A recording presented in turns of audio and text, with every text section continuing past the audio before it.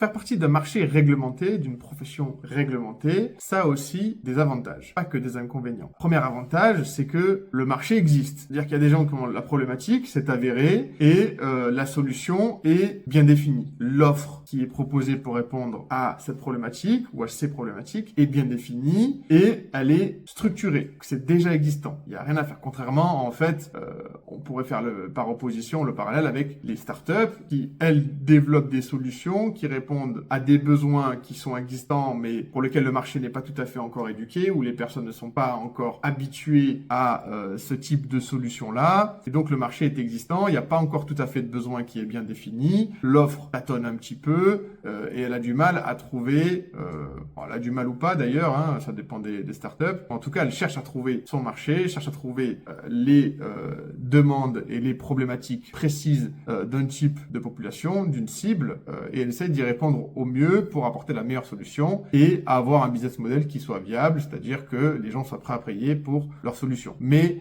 justement, le business model n'a pas été éprouvé. Contrairement à une boulangerie, on ouvre une boulangerie, on connaît le business model en fonction de son implantation, en fonction du nombre de personnes qu'il y a autour, en fonction des marges, des prix des matières premières, des prix des charges qu'il va y avoir dans l'entreprise, des frais de fonctionnement. On sait faire un prévisionnel sur la croissance de l'entreprise et la rentabilité potentielle de cette entreprise-là. C'est pas du tout le cas avec une startup. Pour les cabinets d'avocats, c'est à peu près pareil. On est sur un marché qui existe. La problématique, les besoins sont clairement identifiés. L'offre est clairement établie, structurée. Donc, il y a beaucoup moins de risques à l'entrepreneuriat. Quand on devient avocat, on sait qu'un marché existe. Évidemment, il y a un enjeu pour se différencier et attirer des clients et pouvoir en vivre, mais c'est beaucoup moins risqué qu'une startup. Également, on a beaucoup d'exemples de réussite autour de soi ou d'échecs autour de soi à ne pas reproduire. Donc, il y a une notion d'expérience, de retour d'expérience sur le marché